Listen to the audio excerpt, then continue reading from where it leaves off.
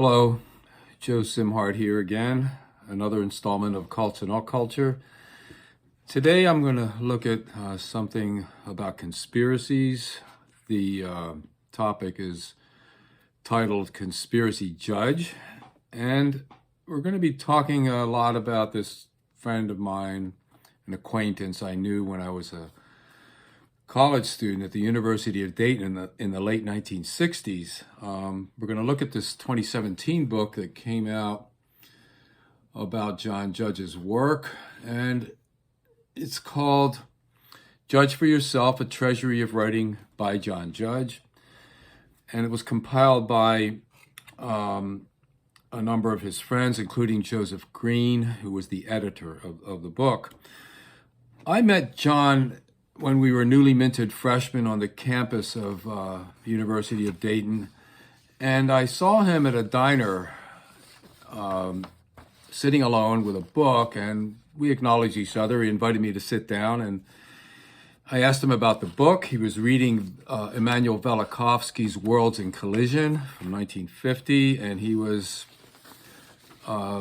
quite taken by it. We spent about 2 hours with me mostly listening. And, and I wrote about this in a note. So, he's telling about Velikovsky's theories about how the planets formed. And what I wrote was that Velikovsky argues that Venus emerged from Jupiter, brushed near Earth, causing havoc, and somehow Mars brushed by Earth later, causing havoc before the planets settled into their familiar orbits. Velikovsky used what some call comparative mythology to prove his theory. Anyway, John was smitten by the book, reciting its salient points over 2 hours. That first impression I had of John never changed. He remained, as he described himself, an alternative historian for the rest of his life.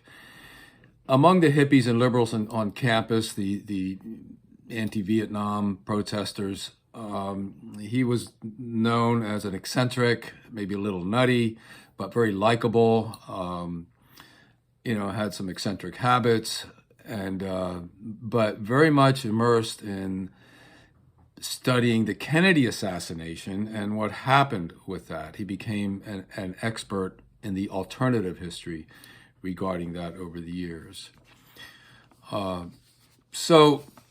Velikovsky's theories were basically off track. There was not a whole lot of evidence to support it in later research. So John, here's another picture of him in his later years. He died in 2014 at age 66. He connected with Mae Brussell, this lady who is well known among conspiracy people who studied the Kennedy assassination. She got into that early in the mid-60s, and like Judge, read the entire Warren Commission and began to parse it. So Mae is described as living from 1922 to 1988. She was a stay-at-home mother of 5, socialite. She had some means. She invested everything into looking into the Kennedy assassination in 1963. She was given a weekly radio show on KLRB in Stewart, Oklahoma. The name of the show, World Watchers International, a play on the term Weight Watchers, hoped to attract a lot of women, and it did. It ran from 1971 to until Brussell's death in 1988. John became a devotee of her work. When she died in 1988, he helped to set up a foundation to preserve all of her research and files. He fell out of favor with the other people in the foundation, and he went on to do his own thing in this field. When I met him again after our campus life, he contacted me when he found out I was a cult researcher and deprogrammer, and he was curious about that. He wanted to meet me, and I was in Washington around 1990, and we met at a Washington diner and spoke for a few hours. That's the last time I saw him.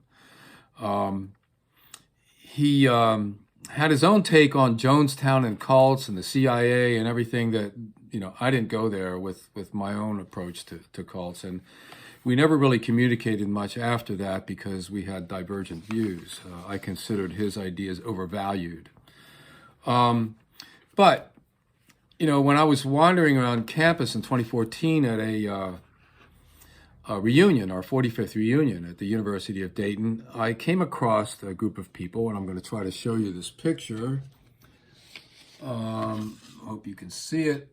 And it's a woman, his companion of late years, Marilyn, holding his picture. And it says, John Judge, lover of truth and the truth of love, 1947 to 2014.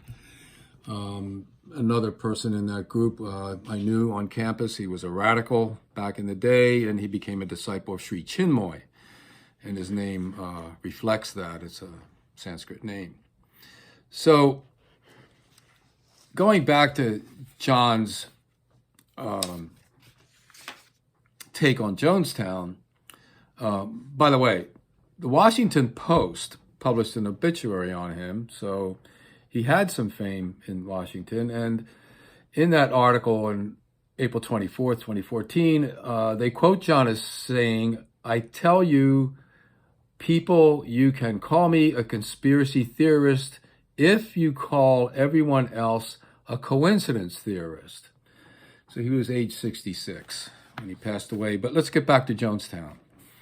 So he does a lot of research. It's all documented, and it's a lot more than I did on the group. However, he says to comprehend this well-financed, sinister operation, meaning the People's Temple, we must abandon the myth that this was a religious commune and study instead the history that led to its formation. Jonestown was an experiment, part of a 30-year program called MKUltra, the CIA and military intelligence code named for mind control. A close study of Senator Ervin's 1974 report, Individual Rights and the Government's Role in Behavior Modification, shows that these agencies had certain target populations in mind for both individual and mass control: blacks, women, prisoners, the elderly, the young. Inmates of psychiatric wards were selected as potentially violent. There were plans in California at the time for a Center for the Study of Reduction of Violence, expanding on the horrific work of Dr. Jose Delgado, Drs. Mark and Irvin, and Dr. Jolly West, experts in implantation, psychosurgery, and tranquilizers. The guinea pigs were to be drawn from the ranks of the target populations and taken to an isolated military missile base in California. In that same period, Jones began to move his temple members to Jonestown in South America. They were the exact population selected for such tests. He goes on to talk about how the government was interested in learning how to control our minds through drugs, sleep deprivation, hypnotic suggestion, implantation, remote viewing. I mean, MKUltra was full of this stuff, but in my view, MKUltra essentially failed. What the Chinese communists in their brainwashing programs discovered is that all of these machinations of government and drugs and isolation and all that is really kind of fruitless to create a population control, that what you really need to do is create a religious conversion. It's basically as simple as that. The bombers, the pilots that flew into the Twin Towers at 9/11 were perfect soldiers, but they were converted. They were religious zealots. They weren't under some kind of government mind control. We know that. I know that. I know that from studying cults for 40 years, how people can become converted and totally dedicated to something without implants in their head, without post-hypnotic suggestions going on. Anyway, John believed more in that government control view. So, that's covered in his book here. What I want to bring up here is that there's this idea of conspiracy and how that works. And we have to be careful with it. Recent studies in the UK show that we start seeing conspiracies around age 14 or so, mainly because our life is a little bit unnerving. We don't have control over things, so we see out of control taking power over our lives.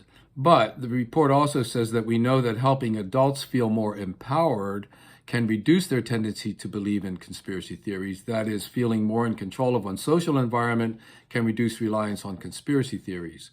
Also, belief in conspiracy theories is lowered when people are encouraged to think analytically. And essentially in interventions, that's basically what I did, was analyze the situation, help a person to think through it.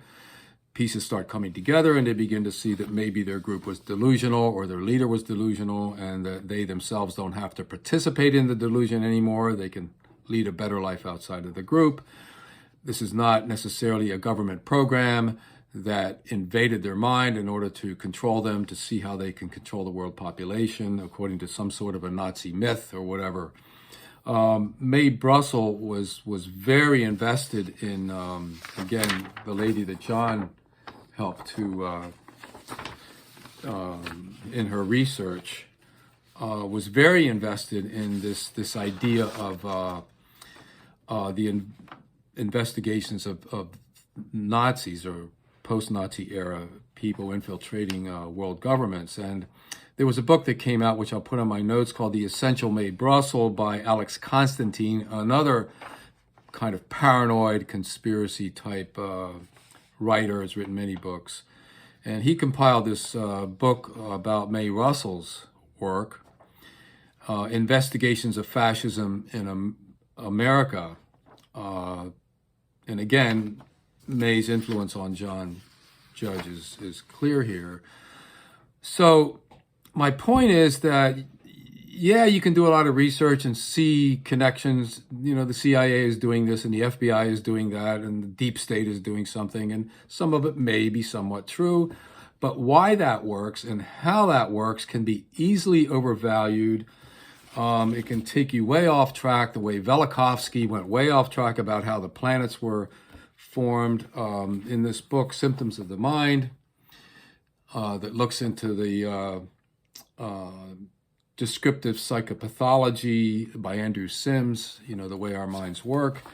He describes this idea of erroneous ideation. He says that an overvalued idea is an acceptable, or seemingly acceptable, comprehensible idea pursued by the patient beyond the bounds of reason. And it is usually associated with abnormal personality. So quirky personalities, people that tend to have a little bit more paranoia than others, people that have a need to explore why we have autism because maybe the vaccines are causing them, the anti-vaxxers are the types of people that get caught up in these conspiracy things. And we can see what happened with QAnon people. They go down these rabbit holes and they overvalue the ideas that they're finding. You know, all the signs and symbols, like people that study scripture find, you know, the end times. It's going to happen now. It's going to happen in our lifetimes by reading scripture, by reading into scripture. John Judge was the kind of a person that read into the scripture of history and came up with this narrative, which is somewhat paranoid and maybe even misleading, however, very interesting. I don't mean to disparage him as a person. I knew him. I knew that he helped a lot of vets get their rights and the money owed them by government as a social worker in his later life. He was a kind person, but he was caught up in the conspiracy. Thank you for listening.